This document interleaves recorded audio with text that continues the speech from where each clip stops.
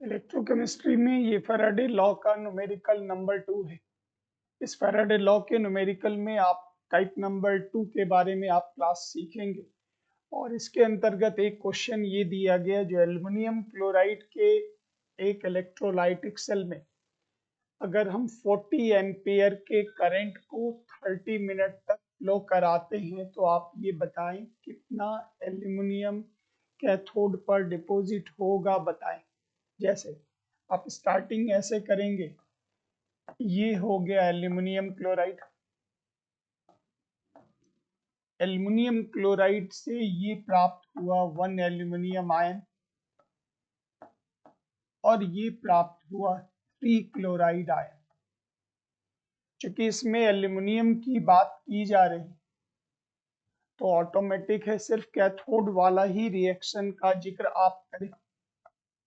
तो याद कीजिए कैथोड पर क्या होगा, तो 1 एल्युमिनियम आयन जितना चार्ज है उतना इलेक्ट्रॉन का गेन करेगा, क्योंकि फ्री स्टेट में ऑक्सीडेशन नंबर 0 होता। 3 इलेक्ट्रॉन का गेन करेगा और गेन करने के बाद 1 एल्युमिनियम बनकर डिपॉजिट होगा। अब इन दोनों का रिलेशन आप लें, 3 इलेक्ट्रॉन है तो आप लैंग्वेज में लिख सकते 3 मोल इलेक्ट्रॉन डिपॉजिट्स 1 मोल एल्युमिनियम डिपॉजिट करेगा।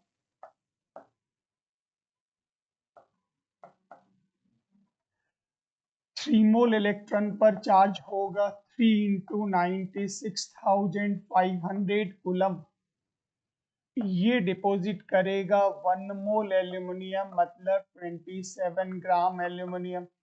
यहाँ तक स्ट्रेट लाइन आप रेडी कर लें। अब यहाँ पे कहता है हमने पास कराया 40 एम्पियर मतलब I is equal to 40 ampere. कितने समय तक आपने फ्लो कराया, 30 मिनट। इस 30 मिनट को आप कन्वर्ट कर दें 30 into 60 is equal to 1800 second. हम जानते हैं Q is equal to I into T. I हो गया आपका 40 और T हो गया 1800, तो ये हो गया 72,000 कूलम। ये एक साइड वर्क आप कर लें।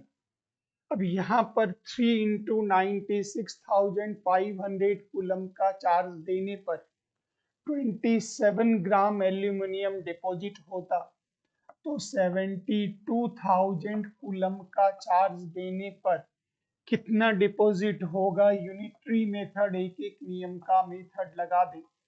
3 इंटू 96,500 इंटू 72,000,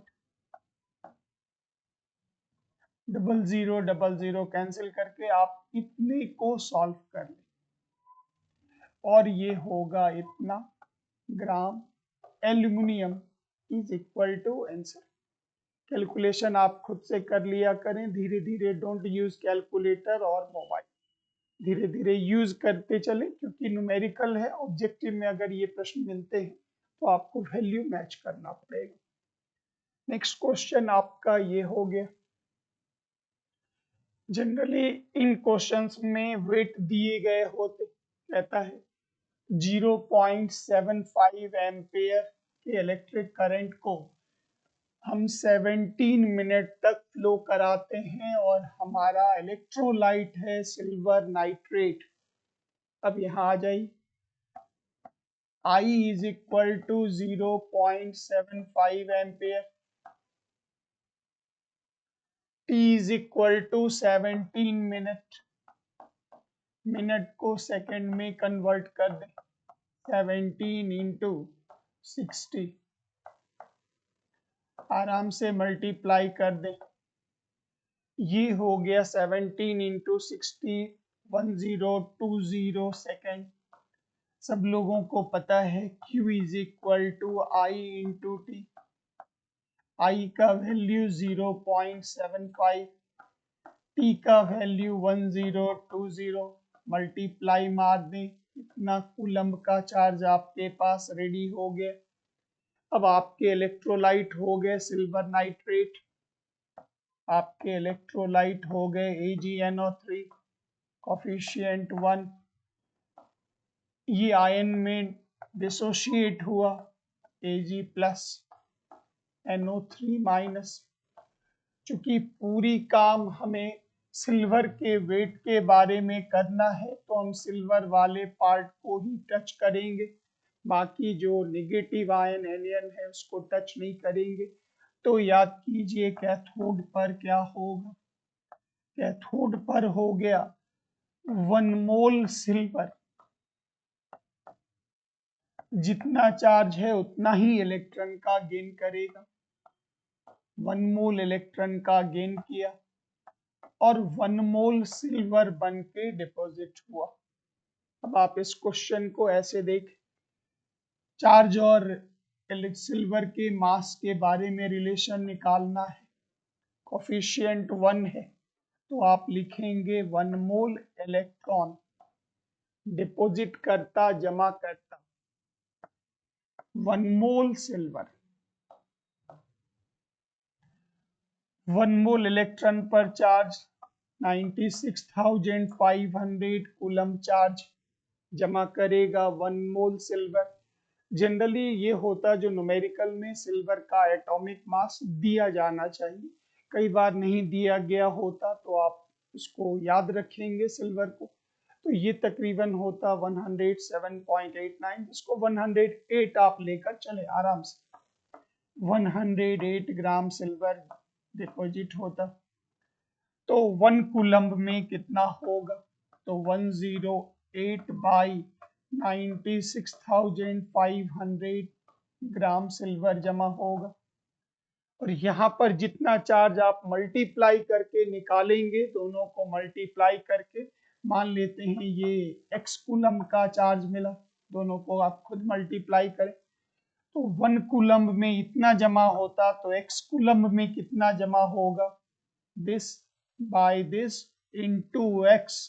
पूरा मल्टीप्लिकेशन, न्यूमेरिकल में मल्टीप्लिकेशन का काम खुद से करना होगा और थोड़ा थोड़ा स्लो ही सही, लेकिन उसको बनाया करें, कम क्वेश्चन भी बनाए तो इससे आप प्रॉब्लम सॉल्व कर पाएंगे। तो हमने रास्ता दिखा दिया, आप खुद ही सॉल्व कर लें, कैलकुलेशन ठीक रखें, कहीं कोई गड़बड़ी, कहीं कोई आपको आंसर मैचिंग का काम इसमें नहीं करना। अगला एक प्रश्न इसी संबंधित ये हुआ, जो एक इलेक्ट्रिक करंट को फ्लो किया जाता, ये है 20 एम्पियर 2 एम्पियर का इलेक्ट्रिक करंट है, जिसको कॉपर सल्फेट में पास किया गया सॉल्यूशन में 16 मिनट एंड 5 सेकेंड के लिए पास कराया गया। आपसे ये पूछा जा रहा, बताएं कितना कॉपर डिपॉजिट होगा, ये आपके प्रश्न हो गए। तो आप यहाँ शुरू करें, ये हो गया कॉपर सल्फेट, कोफिशिएंट 1 रखना है, याद कीजिए ये प्राप्त होगा 1 मोल कॉपर आयन, साथ में प्राप्त होगा 1 सल्फेट आयन। अगर एटम में मॉलिक्यूल में लेंगे तो ये 1 आयन 1 आयन, और अगर मोल में आप इसको बोलना चाहेंगे तो 1 mole copper sulphate gives 1 mole copper ion and 1 mole sulphate ion. Copper का मास मांगा जा रहा, मतलब आप सिर्फ कैथोड पर काम करें, कैथोड का रिएक्शन लिखें। कॉपर पर ये हो गया 1 मोल कॉपर आयन, +2 चार्ज है, याद कीजिए 2 मोल इलेक्ट्रॉन लेगा और ये डिपॉजिट होगा 1 मोल Cu आपको डिपॉजिट होगा। इन दोनों के बीच में रिलेशन निकालना है। साइड में एक रफ वर्क कर ले,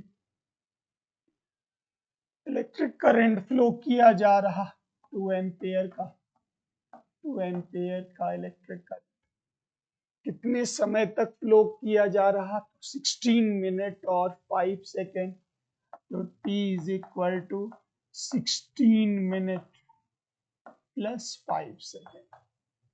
इस मिनट को भी आप सेकेंड में कन्वर्ट कर दें, 16 इंटू 60, ये हो गया 960 plus 5 is equal to 965 second.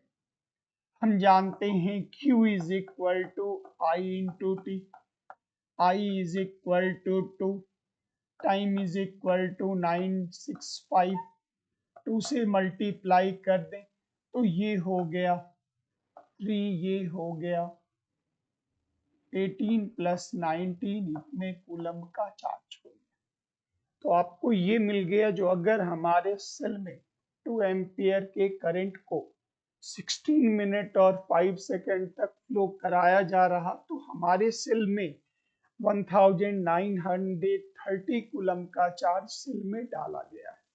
अब आप यहाँ पर आ जाइए, यहाँ पर कोफिशिएंट 2 है तो आप लिख सकते हैं 2 मोल इलेक्ट्रॉन द्वारा कैथोड पर 1 मोल कॉपर जमा होता है। तो 2 मोल का चार्ज सबों को याद होगा, 2 इंटू 96,500 कूलम द्वारा कॉपर का मास सब लोगों को याद रखना चाहिए 63.5 ग्राम। तो 63.5 ग्राम कॉपर जमा होता।